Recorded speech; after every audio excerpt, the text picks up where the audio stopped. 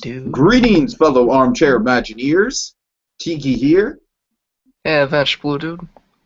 and welcome to 21st Century Music, the show where we give our modern-day takes on classic albums. Yeah! I think we finally got that catchphrase figured out. Yeah. What do you think? Yeah. Yeah. Yeah. God damn it. God damn you and your yeahs. Are you just going to taunt me with that now? Yes. Okay, great. So, we have a very interesting...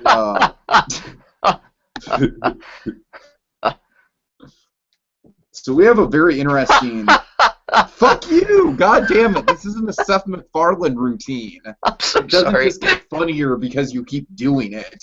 I'm so sorry. Oh, it came over me. It just kind of happens. Alright, well, for that you have to do the intro. Tell us what we're talking about. We will be talking about Wax Fang's newest album. By newest, I mean January. The Astronaut. And Pink Floyd's Animals. But we will also be talking about a single that was put out by Wax Fang in last August. And also Pink Floyd's Echoes, which is, Oh, I yes. believe, the longest track they've ever done. Am I mistaken in that? I know you. Oh. I don't know. It's like 23 minutes. I don't know. Adam Hart Mother just might be longer. I 'cause I think, want to say I it's think you're 27. right. I think you're right. I think I Adam want to say Adam Hart Mother is 27. I'll look it up. I'm curious. 27. I digress. Okay, so yes, these are both albums with 5 tracks. They're both kind of progressive rock albums. I'd say The Astronaut's more of a rock opera. Animals is more of just a high concept album. Yeah. It's very loosely based around George Orwell's Animal Farm, one of my favorite novellas of all time. Fucking love that book. Have you ever read it? Oh yeah. Adam Oh, Hart my Mother is God. 2344. What? Adam Hart Mother is 2344. And Metal. Okay. Let's find Echoes. out if the page loads. Metal. 2329. Oh, wow. Yeah. By mere seconds, Adam Hart Mother, the superior song, truly is superior in every way. Oh, I disagree. I fucking love Adam Hart Mother. Heresy. It's not heresy. I No. fucking love Echoes. I love Adam Hart Mother. I mean, I like Echoes too, but Adam Hart Mother, holy shit. Oh, All right, well, we'll get into that a little later. So, Damn French horns. So I think there's really something to be said about an album that can... What? Oh my god, I just called back to the Florida Project unintentionally. Damn French horns. That French horn. Oh god. I think it's really interesting to look back and see, kind of talk about albums that have a very limited number of tracks, but the tracks themselves are very expansive, and both these albums do that. So, I don't know, do you want to kind of, like, talk about both of them individually, kind of compare the styles, or what do you want to do? How do you want to go about this? I would say let's talk about them individually first, and then if we want to compare and contrast, we can do that later, after. Alright, so you want to give some background on The Astronaut? Sure, The Astronaut was released in January, like, maybe the 4th. It was early January of 2014. Mm-hmm. And, though the first parts of it came out in 2010, because the Astronaut Part 1 was released as a single in, like, 2009, 2010. Or maybe even earlier, I'm not quite sure. I think it was around then, though. But, how long was that track as a single? Was it 16 minutes? Like, it was almost 18 minutes. It was like 17 and a half. oh, wow, so it's, like, longer I'm sorry? than the album version? Or is the album version more like 20 minutes? No, the album version's 17 and a half. So it's about the same length? Oh yeah, it's the same song. Oh, it's the exact same recording? Yeah, it's the exact same song. Oh, okay. Yeah. A little cheap. A little cheap. Yeah, but I mean, it seems as though, like, to me, it feels as though it was the kind of thing where, like, you know how sometimes, like, they preview plays by only showing the first act? Like, it seemed like one of those situations where they're like, we're working on this, This is an album. Okay, I guess I see what Yeah. you're saying because it's like, because like you said, it did take like 6 years. Did you say? Yeah, something like that. It's been a while since I wrote an interview, but it took like a while for them to actually finish this album. Hmm. Any other background you want to give? It's a rock opera. It's Yes. about it's about a guy who gets lost in space, sucked through a black hole, and turns into a celestial super being. Oh, so you weren't kidding about that. This literally is basically 2001, the album. Yeah, yeah. So I It's literally 2001. thought you were kidding about the space beam thing. No, it's the story. Oh wow. Oh my god. Yeah. You see, I thought the story I interpreted as more just like, oh, I'm an astronaut and I'm lonely and shit, and I'm floating around in space. Look how lonely I am. Nope. The second Okay. track, the second track on the album is I want to say that's him going through the black hole, All right. Right on. as Nice. well as the astronaut part two. Hmm. Yeah. All right. So you want to take it track by track? Wikipedia. The Astronaut is a 1972 science fiction film starring Jackie Cooper and Monty Markham. Oh, that's Okay. totally what we're looking for. Yes. Paul Kent was in this movie. He played Carl. Oh my God, Dr. Wiley. Pa They, Kent. You what? just called him Yes. Pa Kent. No, Paul Kent. Oh, I thought you were referring to Kevin Costner. No. He was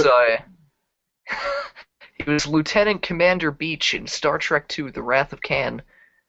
Um, I'm gonna actually look if I can get to the goddamn thing. Nobody knows who they are, so because of that, I can't find things. Uh, Yeah, like oh the my God. lyrics for this album, for Yeah, example. Wax Fang toured with Dr. Dog.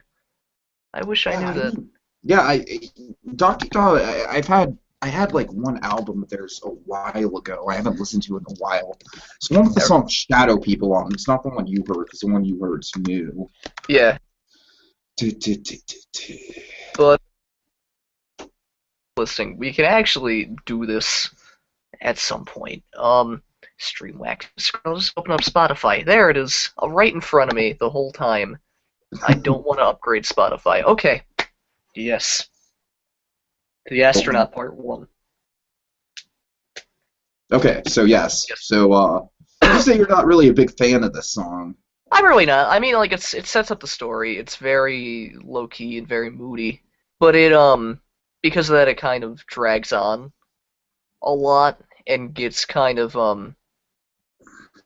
like, not monotone. It gets kind of like boring. I had the word earlier, but I can't think of the word now. But you know what I mean. It gets kind of A bit it gets repetitive. drony. No, it gets drony. Drony. Yeah, well, I Yeah, think that's a little bit maybe the point, yeah, perhaps. probably is. Because Yeah, it's like I said, I still very much think that, at least with the Astronaut Part 1, it's very much like, oh, I'm a lonely yeah, spaceman, I'm floating around in space and shit, look how lonely I am. yeah. I do like the guitar that comes in right at the beginning. It's a really good start. Like, you got some thundering guitar, thundering drums, really, really good way to start off. You got the main riff that kind of goes throughout the whole song. Da da da da da da da da da da. Kind of almost reminds me of the first song off of The Wall, to tell you the truth. Oh, in the flesh? In the Flesh, yeah, just kind of the chord progression. I don't know, a little bit, maybe. Uh, but yeah, it's I don't know. I think I like it a little bit more than you do, to tell you the truth. Did you like it more as a single, like when it was a Actually, I liked single? it less as a single. Okay, well Yeah, that makes sense. So yeah. when it was a single, was it basically like the one thing from Wax Fang that you didn't really care for? Well, I mean, there were some other things that I didn't care for exactly, Right. but yeah, Have you had the chance to listen to the other Wax Fang album, by the way? The yeah. first one? I still like La La Land better. Ah, you bastard. I apologize. I disagree. I very much disagree. But I digress. I don't know. it's certainly not as strong of a 17-minute track as Dogs is on the Mm, other side of the spectrum, because holy shit, that song is just shit your pants amazing. yeah. But I don't know, I like it. Like I said, it definitely establishes like this is a very lonely sort of album. You know, this isn't an album where you're going to be like, I mean, I'm sorry, Adventure Blue Dude, because you have it on vinyl and everything, but it's not an album at a party where you're going to be like, hey guys, I got something to rock out to. Oh no, not at all. The Astronaut? No, not at Like, all. well, that's what I'm saying. It's very much like two people, I imagine two people sitting in a room listening to it, unless Mm, they are very intoxicated or stoned off their ass or something like that. It would yeah. be kind of boring, just like, all right, let's listen to this. Yeah. It's very pondering kind of music, you know what I mean? It's kind of just like, hmm. Mm, Uh, but I don't know. But like I said, like it knows what it is. Like I feel like Wax Thing, their other albums are definitely more just sort of energetic. Like yeah. I think they have a certain kind of like weird, funky energy to them that kind of drew people to them in the first place, especially the song Majestic from that they used in American Dad. Yeah. You know, so I don't know, it is kind of almost in a way a bit of a tone shift for them. It really is. Yeah. And Well, I mean, not but necessarily because I mean, like by Etsy and Cannibal Summer were kind of like yeah, Cannibal softer songs. songs. All Yeah. right, sure, fair enough. Fair Yeah. enough. But it definitely is a tonal shift compared to like their more quote unquote mainstream as Wax Fang can get at this point songs. Well, hey, they were featured in American Dad, Yeah, so they were, God and damn I it, wish that's they got something. more recognition. Well, I mean, it's one of those things where it's like this album is so fucking good. And yet I have not seen like one major mainstream review of it. Like I have not seen Yeah. any music review. Like Pitchfork didn't cover it at all. Mm. I've not seen any music reviewer that I follow on YouTube mention it. Yeah. You know, it's kind of depressing because it's such good music and it's just flown under the radar so heavily. It makes me sad because like I read all these reviews. I'm sorry. Oh, I'm sorry, just really quick. I Yeah. just feel like a lot of this year's mainstream releases have been really underwhelming. Like, I don't know, something like for me personally, like Coldplay's Ghost Stories, stuff like that. Mm. Just really just kind of amounts to like, oh, I'm a sad person with a guitar. Yeah. Damon Albarn's Everyday Robots was very much like that. It was very just down key and depressing and not a lot going on. Mm. So it's really not been a particularly strong year for music. Mm. Actually, I don't know. It's been hit or miss. I actually think this year in music is kind of like it's been surprising in terms of I found a lot that I liked, but there was a lot that was coming out that I was anticipating that just fell flat, Mm. which is very unfortunate. But I Yeah. digress. But you know what I mean? It's like shit like Coldplay's Ghost Stories is getting like 1 billion downloads on iTunes the first week of release. Yeah. You know what I mean? And then it's like, and of course we have the pop music and, you know, the radio songs and all that, which is Yeah. just a whole, probably a territory that we here on 21st Century Music will never cover, you Yeah. say? Like, we'll probably never review, I don't know, what are the kids listening to these days? I don't know what those damn kids are listening to. Those fucking kids. Their rock and roll and the goddamn beatniks. It makes me sad though because like I've read a lot of reviews, or rather the reviews that Wax Fang linked themselves uh, on Facebook and Twitter, and like they're all like smaller reviewers, Sure. but like they would all say like this is the return of progressive rock in the concept album. that's, And like that's exactly what oh it yeah, feels like, too. yeah, and there's countless lists that say like the most promising band out of Louisville. Like they're gonna go far, yet nobody fucking listens to them, which makes me so sad. Because they're so good. Yeah, it really is unfortunate, but Yeah. I don't know. It's definitely probably going to be one of those stories where, like, looking back years down the line, I can see this album being like really big. You know Oh, what I I hope mean? so. Yeah, Like 20 years down the line, something like that. I would love it to. Yeah. Uh-huh. I don't know, but just thinking about it, like I'm kind of jogging my memory. There really hasn't been. I mean, I think Hazards of Love kind of got onto the progressive side of things a little bit here and Hmm. there, but it really only touched on the potential for the genre. Yeah. Yeah. Uh, there is a band Adrian who Okay. you need to check out. We'll definitely have to review one of their albums in the future. Hmm. That I actually think is just a really good band in terms of like, I mean, they lean a little bit more towards the metal side of things, Hmm. but they're an incredible band in terms of just coming up with these high concepts and executing them just flawlessly. But Hmm. yeah, I mean, just in terms of just just a jam band in Hmm. the better sense of the word, that comes up with these really high concept ideas. Yeah, I really can't think of. I mean, there's Animal Collective in a way. Are you familiar with Animal Collective at all? I've heard you mention them, but I haven't You actually need to listened to be them. familiar with Animal Collective.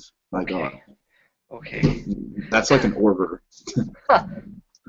Um, but the thing with Animal Collective is that all their albums are kind of like specific branches of childhood. Hmm. Like every one of their albums feels like a different section of childhood, but they, at least thus far, and I could really see Animal Collective doing a rock opera and having it fucking blow minds and hitting it right out of the park, and I hope that they do that at some point. Hmm. But thus far, they haven't really had an album with a consistent theme. Well, I mean, they've all had consistent themes, but like nothing is high concept as something like Astronaut or Animals. But we should move on. You want to move on to the second track? Yeah, sure. The next track is is it the Event Horizon? Uh, Uh, yeah, the Event Horizon's the next track, and this mhm. track is really cool because it's really short, but it starts out like really quiet and builds very well. And part of the reason why I think I like the song so much is because right before the album came out, Wax Fang like they released an actual trailer for the album, Oh, really? and like it look it up. It's on their YouTube because it's Mhm. really fucking cool, and it's set to the Event Horizon. But Oh, like cool. it's like a montage of like an astronaut going into a space shuttle that's interlaced I'm with about to be all lonely and shit. yeah, and it's interlaced with all this stuff like all like stock footage from the Apollo missions and Gemini Uh-huh. and all that. But it's a really cool trailer. But the Event Horizon, it's a really small song, short song rather. But it really builds up for the rest of the album. Oh, yeah. Oh, yeah. Where the Astronaut Part One is kind of like an intro or a forward to the rest of the album, and then the Event Horizon's really like the opening numbers. And Well, it's interesting yeah, that you say that considering it's like really kind of the intro to the new material on the album, for yeah, sure. yeah. So, yeah, I totally see that. Like, man, it's like that's actually kind of unique the way I can't really think of another band that's done that where they've released like I mean, sure they've released singles that turn into albums, but it's like I've not really I can't really think of a band that's like, all right, we're gonna release this one like really epic long song as a Mm, single. yeah.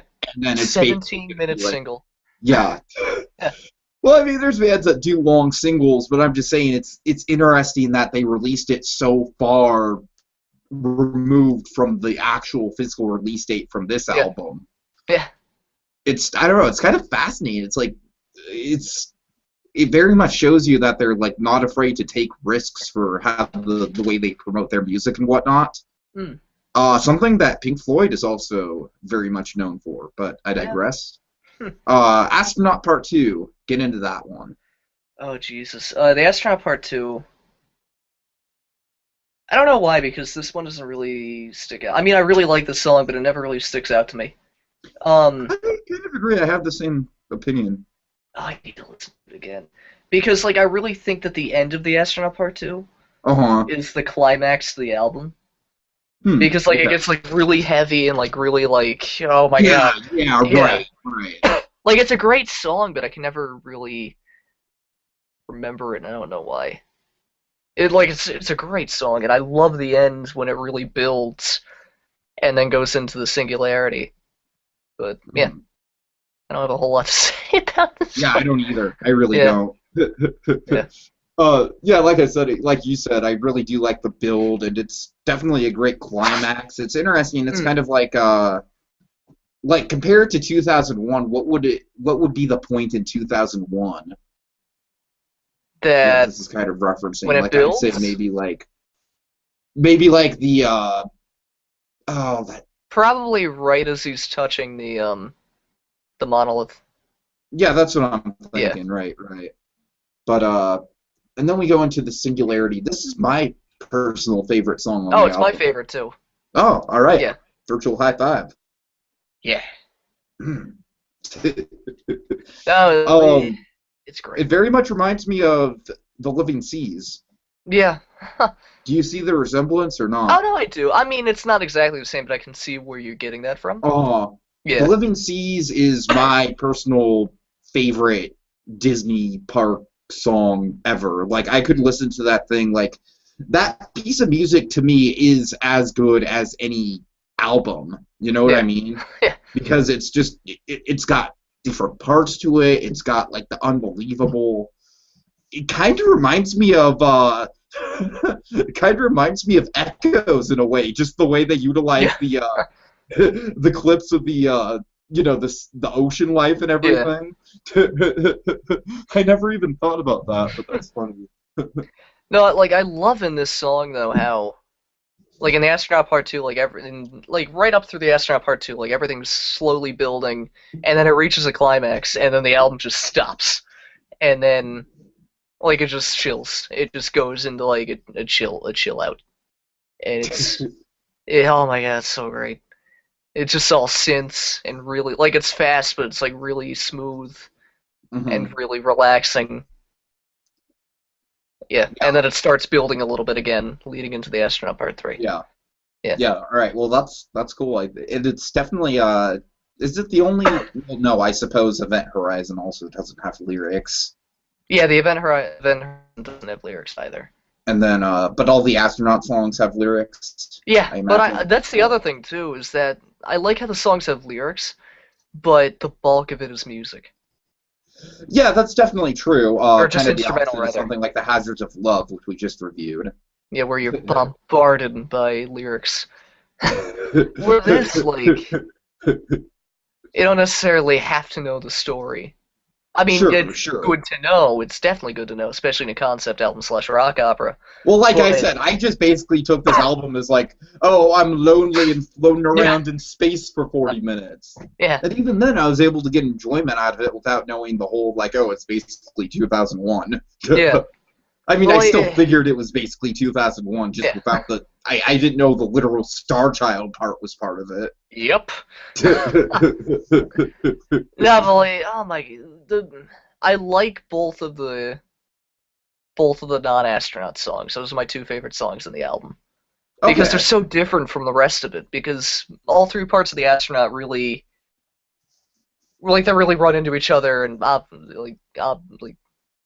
understandably so, since they're all called the astronaut. Right. But it's cool. In between each song, there's a little like break where Cool. like it's still part of the story. It expands the story. But what? Definitely. Yeah, Definitely. yeah. It's interesting how animals and the astronaut both use short tracks as bookends, Mm, but in different ways. Well, I mean, like in animals, it's literally bookends, yeah. and with this, they're kind of It uses it transitional as pieces. as like intermissions, really, Right, right. between the three acts of the rock opera. So I think it's really interesting the way the two albums kind of do the shorter tracks in different styles, because Mm, with animals, it's sort of more the calm before the storm, and then like the calm after the storm. mm, And then the bulk of the album is said storm. But yeah.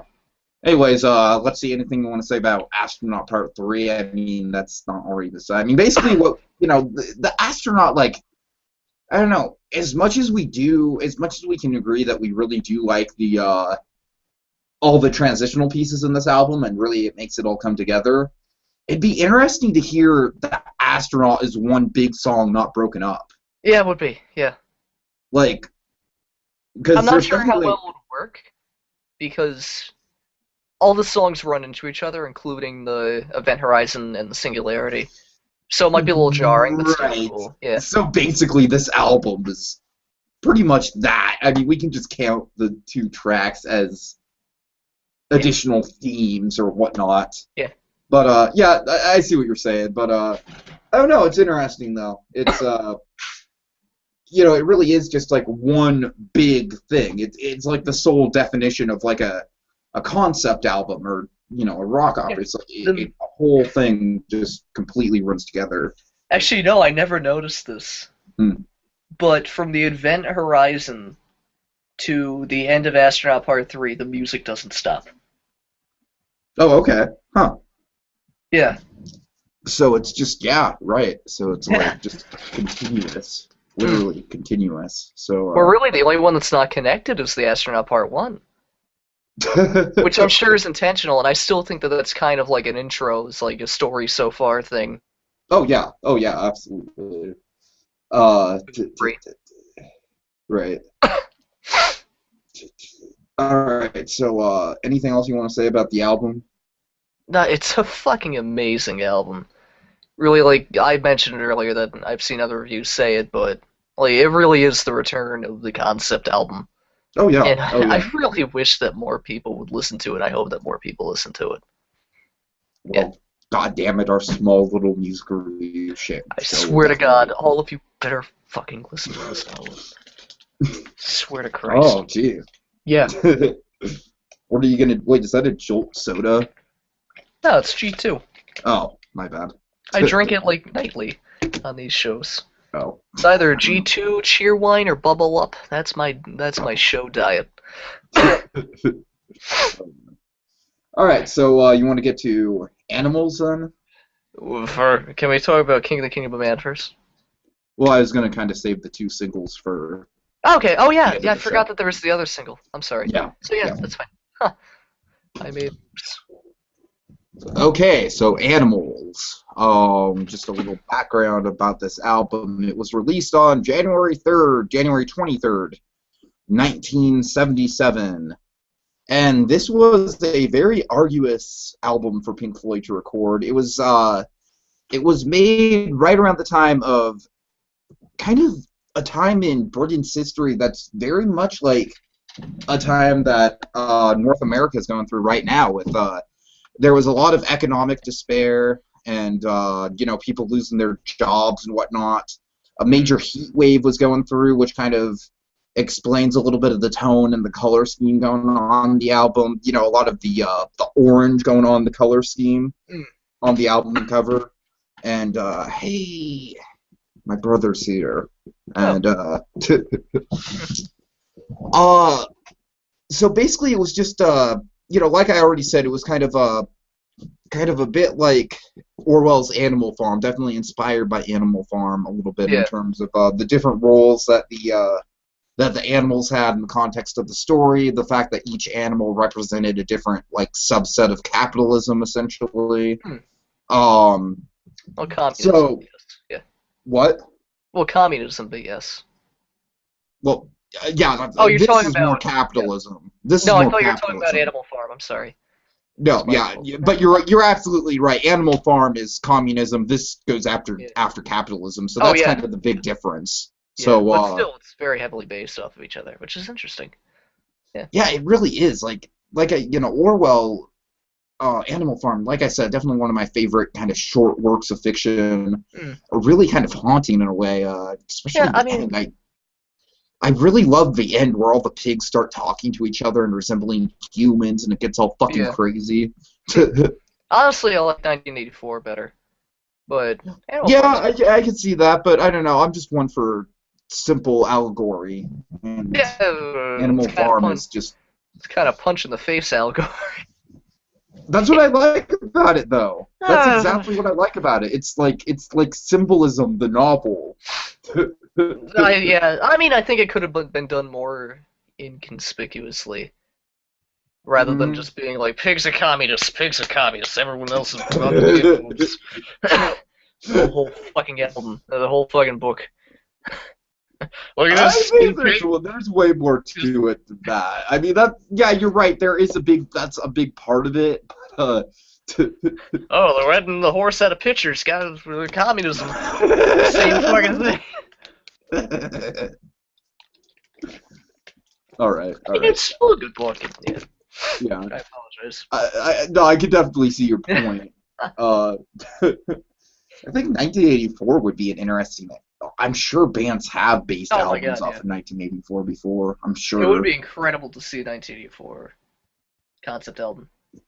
I'm sure it's out there. I'm Oh yeah, almost positive. yeah. Huh. But I could be wrong. I could be wrong. But so yeah, this is it's very much Pink Floyd's most political album. It's almost kind of Pink Floyd's punk album in a way. In fact, Yeah, it was kind of made a little bit in response to punk in general was kind of rising up in the mid '70s, and yeah. This album came out like right in the heart of punk. exactly, Because I yeah, think right. Nevermind the Bollocks came out in '75, and then it just kind of went from there. hmm So yeah, it And was like right in the heart. so a lot of major punk publications or whatnot would criticize Pink Floyd because Pink Floyd, they're essentially the opposite of punk. You know what I mean? They're just like super long, super drony, not very up tempo at all.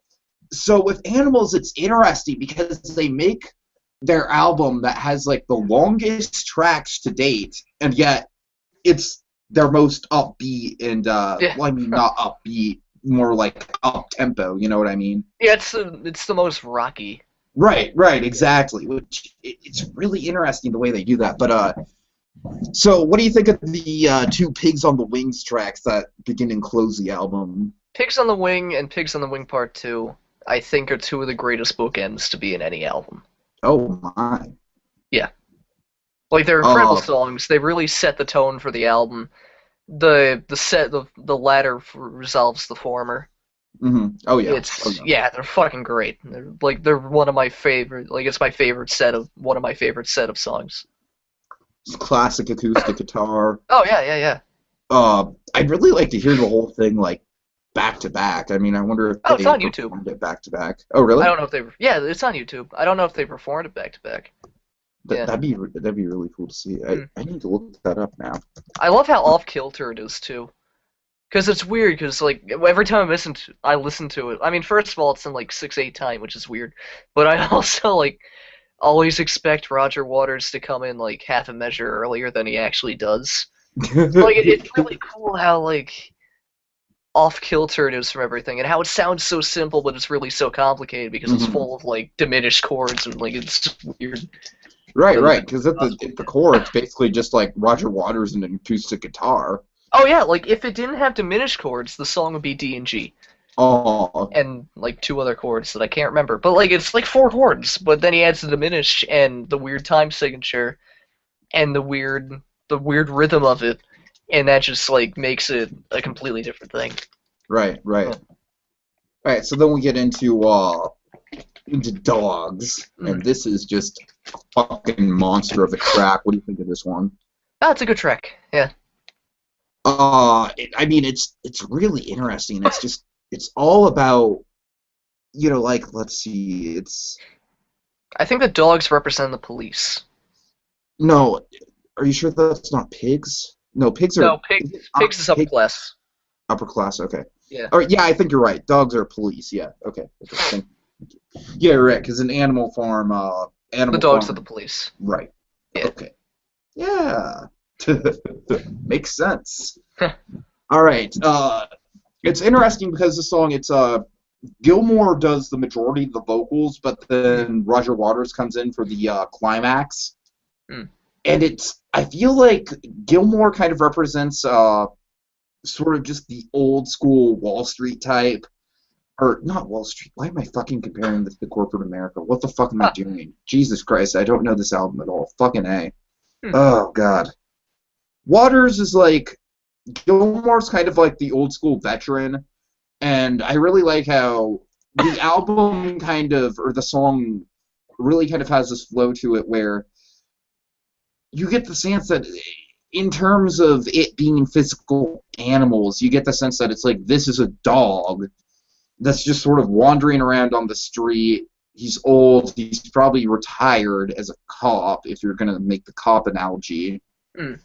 Kind of reflecting back, like, I really just love all the lyrics. It's just really biting social commentary. Like, you've got to keep one eye looking over your shoulder because when they turn your back on you, you need to you'll get the chance to put your knife in, something like that. I know. I'm being kind of monotone today, but just really, really scathing. Like I said, like Pink Floyd, it's like they're one of those bands where it's like, I know, to tell you the truth, I feel like like a ridiculous amount of their discography has to do with Syd Barrett. Oh yeah. Oh holy shit. You know what I mean? Like a ridiculous amount of their discography is like, hey, let's make a tribute to Sid in some way, shape, or form. We kicked him out of the band, but god damn it, we miss him. That's basically Pink Floyd. Yeah. Seriously, I still think like the most poignant Pink Floyd song is Jug Band Blues. Oh, I totally agree. And I Totally can't believe it agree. got on the album because it's literally just Sid bitching about how they kicked him out of the band. Oh god. But yeah, so most of the time with Pink Floyd it's just very very spacey, very atmospheric. Hmm. But with this it's just Roger Waters is basically just giving a big fuck you in the lyrics. Yeah. It's just really incredibly biting and it's just great to hear. And then there's this part where the lyrics kind of talk about how you're gonna be all alone, dying of cancer, and then it just goes into this crazy guitar like interlude, and then it kicks back up with "Got to admit that I'm a little bit confused." I think that it's kind of like representing death in a way. It's kind of like a little miniature version of "Great Gig in the Sky," that one guitar solo. Yeah. Where it's like, what do I get? It's like, it's basically one dog dying and another dog taking over and then, like, being more vicious and rabid than before. And that's kind of what the whole climax of the song is all about. Oh, and yeah, I'd be remiss if I didn't mention fucking the guitar work here. I don't know. Oh my god, yeah, the guitar is incredible. Yeah. And the whole album, really, yeah. Well, yeah, but I think here in particular is, I think, probably some of the most innovative guitar that we've ever seen. Yeah. Because of the way that Gilmore literally makes his guitar sound like a fucking dog. Yeah. It's ridiculous. This song is really, like, the best.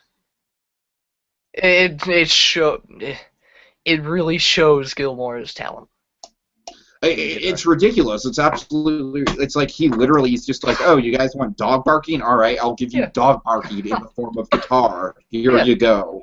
It's fucking crazy. It blows my mind every time I listen to it.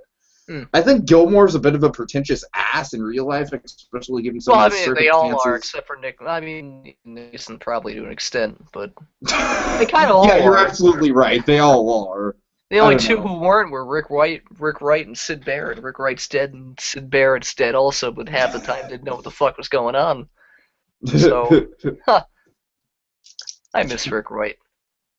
But it was like I don't know. It's kind of like the band in a way was kind of like a pissing match between Waters and Gilmore, much like the pissing match between Lennon and McCartney. Well, I mean, Lennon and McCartney weren't assholes. Oh, Lennon was an asshole. What? Lennon was an asshole. Oh, yeah, he was a major asshole. And this is coming from someone who practically worshipped Lennon in high school. I mean, not like Gilmore in Waters, though. Oh God, yeah. He was an asshole, but not like a vicious, vicious, vicious asshole. Like the raging douchebag that nobody wants to see. Oh my. Lennon Okay. was not that bad. He was just really incredibly full of himself. Oh yeah, he was. Wow, you just went off there. Well, I mean, like, as much as I love Floyd, as much as I love I almost said Rick Wright again. As much as I love Roger Waters and David Gilmour, like there's always like an air of pretentiousness. Like they're always like saying, "Yes, I did The Wall. I did Dark Side of the Moon. Oh God, right, What right, and now?" it's always those two, and that Yeah. pisses me off. Because quite frankly, I think Dark Side of the Moon is one of my least favorite Pink Floyd albums. Hmm. Personally, I mean, Yeah. I still like it; it's still good. Yeah. And a lot of it probably does come from oversaturation for me, because I'm just Oh yeah. one of the hipsters like that, where if I hear something too many times, and if I hear too many people talk about it, Hmm. it's kind of like, I'm kind of sick of I mean, it. it's a good album, but it's definitely not their best. It's like Sergeant Mhm. Pepper for the Beatles. Like everyone says it's the best thing ever, when really it's not. Yeah, I mean, it's all exactly. objective, but yeah. Yeah. Yeah, I Yeah. mean, that's for, like, with Sergeant Pepper, I mean, I wouldn't even say Sergeant Pepper's, like, it might not even be on my top 5 Beatles albums. There's like 9 Beatles albums. Okay, well, let's see. Rubber Soul, Magical Mystery Tour, Let It Be, and The White Album. Jesus, Let It Be? Yeah, Wow. yeah, I really like Let It Be.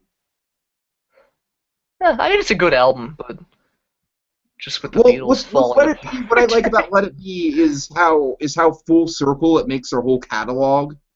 Oh yeah, it does. Yeah. Because it's like because their catalog very much started out with these simple sort of songs that I really kind of don't like early Beatles much at all, to tell you the truth. Hmm. Like, I think early Beatles, it's kind of funny that they were like the fucking Justin Bieber or Yeah. or like Jonas Brothers or something like that, where they basically rode entirely on their charm and looks. Yeah. Well, I mean, don't get me wrong. The early songs, they're talented musicians, but Hmm. the early songs just did not have the innovation. I mean, Oh no, they obviously. didn't. I mean, some of them did. Like a lot of George's songs Oh, I love, yeah, were Harrison, of always, course. yeah. All Follows Son is an early one that I really love. We should talk about Pink Floyd. In fact, Beatles for Sale is a pretty underrated Beatles album. But That's a yeah, good album. Pink Floyd. We should talk about Floyd. Yes. So yeah, Okay, Dogs is so a good song. Pigs. Pigs, Yes. I Pigs in the Wing Part 1 and 2 aside, is they're incomparable. The Pigs is the best song on this album. Really? Yeah. Okay, I actually, it's my least favorite on the album, to tell you the Oh. truth. Hmm. So that's interesting. So what makes you like it so much? I like the vocals, I like how everything builds. And like there's the times where like it breaks for like like 2 beats. And then just Gilmour like just comes in with the wailing guitar. Yeah, I really like the way it's set up. And I like the vocals, definitely. and it is interesting that it's pretty much it's talking about 3 particular people. I think, well, with the Hey You White House, you would think it's talking about like the White House in Washington, but no, it's actually talking about, I think, a journalist, Hmm. Mary Whitehouse, who was criticizing Floyd for, I don't know, probably fucking like encouraging substance abuse or something like that. Some sort of ridiculous claim. Like, I could be wrong. I could be off on that. I haven't studied up on it in a while, but yeah, it actually wasn't about the White House. So that's kind of interesting. I also just love the line, haha, Sherrod, you are. Oh, That's yeah, a of great line. course. That's a great line. I'm not just saying that because it was in South Park. Oh, God. Yeah, I like that. Eric Cartman used to say that. Do you know that there's a reference to the wall in Recess School's Out? Is there really? Yes, it's fucking glorious. Oh my God, it's fucking amazing. Okay, so it's like right at the climax, right? Yeah. It's like right during the big battle, and Miss Crandall comes out, and she's like, "Hey, teacher, leave those kids alone." I'm like, wow, that's amazing. Yeah. Oh God. Yeah, I just really like Pigs, though. It's a great song. All right. I mean, I'm I'm kind of not saying. surprised it's your least favorite. Yeah, I mean, just because it's my least favorite, I mean, this is my favorite Floyd Oh, no, album. yeah, yeah. The whole thing is pretty much flawless. If I had to pick out a weak spot, I'd say it's this for some reason. I don't Yeah, know why. it's all subjective. Yeah. Yeah, I mean, I don't know. I just think, like, with Dogs, I think Dogs is just like a masterclass with crazy fucking dog barking guitar and all Yeah, that. yeah. And Sheep, I just think is just really fucking catchy and energetic. So, Yeah. I don't know. Of course, you got Rick Wright's awesome piano work on this song and keyboard You work. always have Rick White's awesome piano. Well, of course, yeah, but I don't know, here it really stands out because it's like it's a long ass intro. It's like, Oh, yeah. I mean, like, this album doesn't really have a whole lot of him, which makes me sad. you're right, but he does get a chance to shine with this. Oh, no, he does, yeah. So it's definitely his big moment on the album. Yeah. I really think, like, his main, like, renaissance was during the Syd Barrett time. When they were trying to be the Doors, but still, like, he put out like some incredible fucking piano riffs. Sure. This song was actually used to promote the album. It was used in the trailer for the album. Pigs or sheep? Pigs. Pigs. Okay, I wasn't sure if we were still on pigs. Yeah, which it kind of like the trailer for the album is basically like, get ready for a new Pink Floyd experience or something like that, and then it just like you hear the opening piano, and then you just see like one of the iconic, floating pigs. Yeah. And it's a really cool trailer. Mm. But yeah, let's get to Sheep. Fucking awesome song. I want to go there too. The Battersea Power Station. Still standing. Oh, yes. Yeah, to be honest with you, I think the album cover might be like in my top 3 favorite album covers of all time. I mean, it's really, really iconic. I think it's my favorite. You think it's your favorite? Yeah, out of Pink Floyd at least. Oh yeah, definitely out of Pink Floyd for sure. No, Yeah. fucking Dark Side of the Moon's my favorite. Fucking Triangle Rainbow. Or The Wall. Oh god. White Bricks. Adam Heart Mother is a good album. Or a good cover. The Cow album. Yeah, that's my favorite Floyd album. It's great. Alright. The old shit had good covers. But yeah, sorry. But with Sheep, it's interesting because this is kind of like the most up-tempo and rockin' song of the whole album, and it's all about just conforming and bowing down to authority. Yeah. And it's, in a way, that's kind of like the anti-punk song. And it's basically like, the whole thing is kind of like, alright, well, shit, we're kind of fucked, so nothing left to do except just bow down and take it. Which is really, I mean, not to get too overly political, but it's really kind of how capitalist society is evolving these days in the wake of America's economic depression or regression and whatnot. Yeah.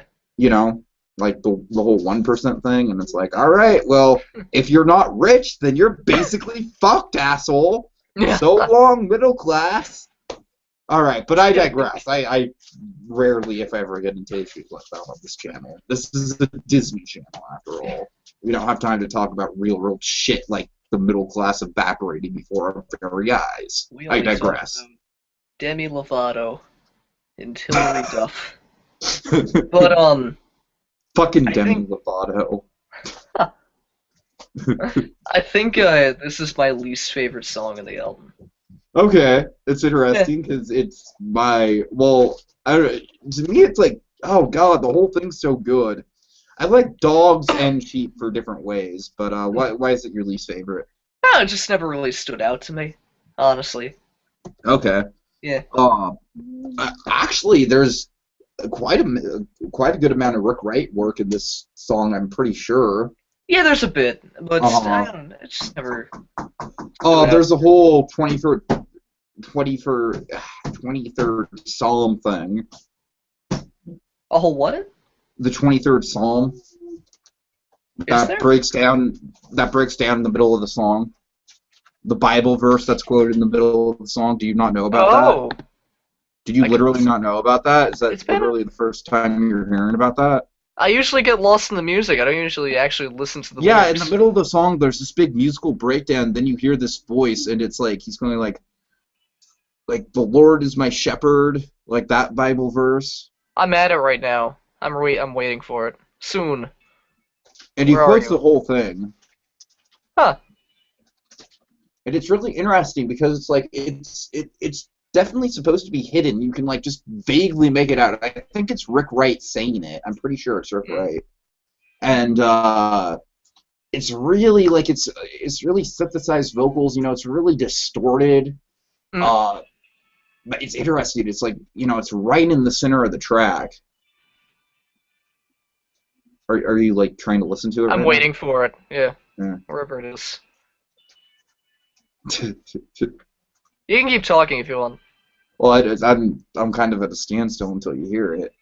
I'm not gonna get to it. I'm sorry. All right, fuck it. I just don't want to hold it up yet. I don't want to Yeah, hold yeah. it up. But yeah, I don't know. I just, like I said, I just really dig the whole like anti-punk vibe on this song of like we're gonna do the heaviest instrumental work on the song that's all about just bowing down and sucking authority's big fat cock. Yeah, excuse the explicit language. That's okay. Say whatever the fuck you want. It's great. So yeah, that's pretty much Animals. It ends with Pigs on a Wing Part 2 to tie the whole thing together. Yep. And yeah, I mean, this is definitely one of my favorites of all time. It's definitely up there in the pantheon for me. It was easily the first album that I got into of this nature that that didn't have the traditional like 3 to 5 minute song structure to it. Yeah. It's easily the first progressive rock album because it's like I heard Dark Side of the Moon before this. This was the second Pink Floyd, well maybe the third. I think my order was Dark Side and then Piper, which obviously Piper is pretty far removed from pretty much anything else in their catalog. Oh yeah. Yeah. So I heard Dark Side, Piper. With Dark Side, I mean, I liked it. I wasn't really, like I said, I've never been overly impressed with Dark Side. So, but then I got into this, and it just, like, this is what made me a hardcore Pink Floyd fan. Because I just think it's just, like, the way that they, like, just grab your attention, like, I think this is, I mean, I don't know. If we're gonna go the comparing the Astronaut to Animals, I think this album does a much better job at like keeping your attention and holding your attention than the Astronaut does. Because with the Astronaut, like you said, it starts out with that 16-minute really long, like I'm floating it alone in space. Yeah, I don't know. I mean, yeah, it's two different things, like you said. Like I think. With the Astronaut, it's really more about concepts. With Animals, it's more ideas. I don't know what the difference is, but I understand what you're saying, because right. I mean, the Astronaut doesn't really have, or I mean, the Animals doesn't really have a story per se. It really doesn't. No, it's just really just social commentary. Really, the only story is basically like, here's how fucked we are, and here's how we got to deal with it. Yeah. So really, it's more of a statement than it is a story. Which is really interesting. Like I said, it's like it very much does fit in with all the other pantheon of Pink Floyd and being incredibly high concept with the whole comparison to Animal Farm and everything like that. But at the same time, it's almost just a bare bones political statement. Which is really fascinating. I think it really stands alone in the Pink Floyd discography for that reason. Yeah. So you want to do a bit more compare and contrast between the two? I don't really think there's a whole lot we can do. Yeah, because I mean, they're really different. Both are great albums, but they're very different from each other. Yeah, but it's interesting that, of course they both take on the five-track structure. I can't really think of other albums. There's Joanna Newsom, who you're not familiar with, but she's a very famous harpist. She's very big in the indie community. Uh, so there's her. She put out this album called Ys. It's just YS.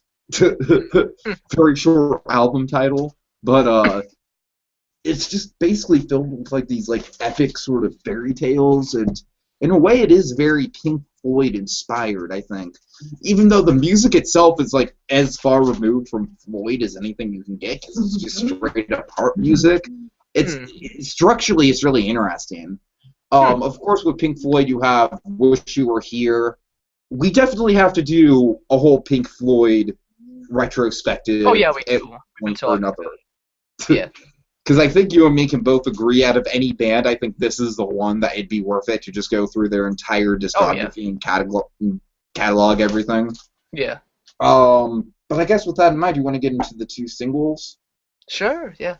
All right, well, just tell us why you love Kingdom of the Kingdom of Man, or whatever. I King of the enjoy Kingdom this of song. Man. I'm not sure why well, the song we're talking about is King of the Kingdom of Man, which was put out by Wax Fang last August. So a Mhm. little under a year, about 10 months ago. But I don't know why I love this song so much. But like it's a really interesting song. And it's different from the other things that Wax Fang has done, which I think is part of the reason. Yeah, It's I a mean, yeah, it's definitely it doesn't have like that spacey sort of psychedelic feel to it like most other Wax Fang does. yeah. The intro to me is really interesting. It kind of feels like very almost kind of a southwestern kind of like it's got this like really distinct sort of whistle to it. Hmm. Uh, I don't know. Southwestern is the only way I could describe it. It's got like kind of a mariachi sort of flair. You know what I mean? Yeah, yeah, Uh, yeah. Any idea what the lyrics are talking about? yeah. Yes, Well, yeah, in you fact, you do have yeah. an idea. Well, no, I know. Like it's been Yeah. confirmed by Scott Carney. The song is about religion, Hmm. essentially. Where I seriously listen to the song, guys, but it has like the chorus like Alpha Man, Father of everyone's children, King of the Kingdom of Man, Father, sons and daughters, all of them follow you every command. It goes like that, but it's essentially an allegory for religion and why Scott Carney, who's actually a very staunch atheist, doesn't slash can't believe in religion. Hmm. It's really interesting because of that. Yeah. I mean, Okay, well, I don't lyrics. really have a ton to say about it because, like, you basically forced me to listen to it at the Yeah. like before we went on air, and I'm like, okay, I will. So I've only heard it once, but like the most I can say about it is I really like the intro. Just overall, it's definitely a good song. Probably one of my favorite Wax Fang songs. And Just the listening endings. to it once. The ending is incredible. Hmm. It just suddenly kazoos. Like, in the interview that I read, he was talking about it, how he recorded 25 tracks of kazoos. Oh wow! Oh, that's Yeah, and ridiculous. it's amazing. It's so great. That's one of those really cool like modern day music tricks that I like is the ability to like overlap different tracks Mm. onto each other. Animal Collective actually does that a lot. Really? Yeah, that's actually kind of a big part of their sound now. I really love how. Especially what? No, you can go. Continue. No, no, Sorry. go ahead, go I was just gonna say I really love how Wax Fang does kazoos ahead.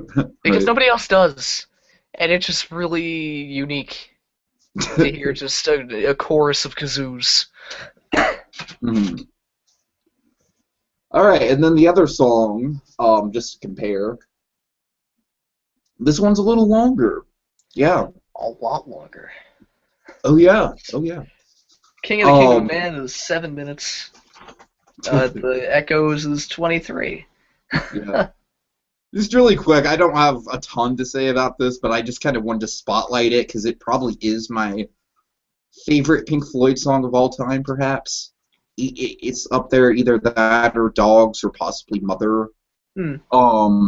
But I don't know. It's definitely not like not a song where you're just gonna sit down and put it on your iPod and jam to it. It's definitely like you know a commitment for sure. They butchered it when they released it on the Best Of album, ironically titled Echoes. Oh, they cut it down? Yeah, they cut it down to 12 Why? minutes. Why? Because they need to fit more goddamn songs from Dark Side of the Moon on the album, I guess. It's fucking CD. How compact discs have much room.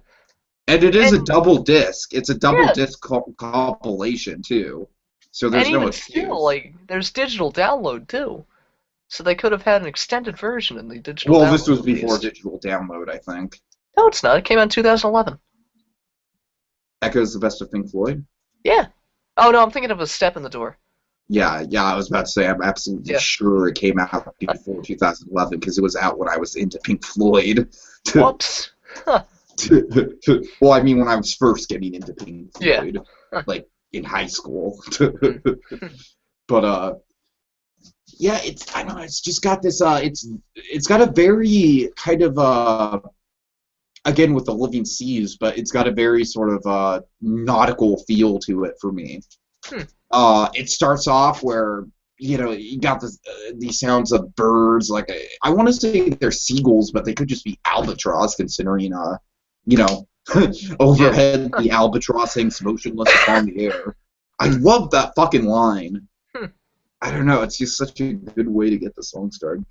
So it's like it's interesting that it's like you got this basically it's just kind of an intro, kind of just this lyrical intro, and then it just goes into crazy guitar and then like a whole bunch of crazy sound effects for a while. And this is actually did you know that the sound effects on this song are recorded whale song or whale sounds?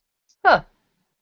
Like, you know what I'm talking about? The really long part where it's just like the really like squeaky noises. Yeah, those are all whale sounds. Hmm. And I think that's really interesting. Like I said, this is very much Pink Floyd's like underwater song. It's very much like their interpretation of nautical life, which I find interesting. I think underwater, like it's definitely like that's. I've always had a certain affinity for it. That's why Living Seas has been probably my most fascinating Epcot pavilion for me personally to look up and research and whatnot. I don't know, I just really like the subject. But then, yeah, I don't, like I said, there's not a whole lot to say. I just think it's got just this crazy long sort of bridge to it into, between the two sort of parts with lyrics. And so, yeah, anything you want to say? No, it's been years since I've listened to it, so I don't. Yeah, that's right. That's right. All right. So fair enough. I just wanted to point out as one of my favorite Pink Floyd songs. Yeah. All right. So Beans, as though you picked the album this time, I'm going to pick the album for next time. Yes, you are. And I was going to subject you to Green Day, but I'm going to hold off on that for a little bit because I think we need a little bit of a break from rock operas and concept albums. Just a little bit. Cool. You're like, thank God. Yeah. Oh, don't get me wrong, because the next time I get to choose, we're going to be comparing and contrasting two Green Day rock operas up against each other. Yeah, you told me this. Yeah, and it's going to be fucking glorious. So, we're not going to be on the break for very long, but till then, we're going to talk about a little indie band from the 90s. This is a band that's very much like Wax Fang in a way where it's like, they don't really get a huge amount of airplay or anything like that. Not a ton of people know about them. The people that do know about them are rabid fans. But in a way, I mean, they're very influential. They have a very high level of respect in the indie community. Built to Spill. Have you ever heard of them before? Oh, I've heard of them, yeah. You've heard of them? Okay, cool. But you've not heard any of their music? You've not checked them out?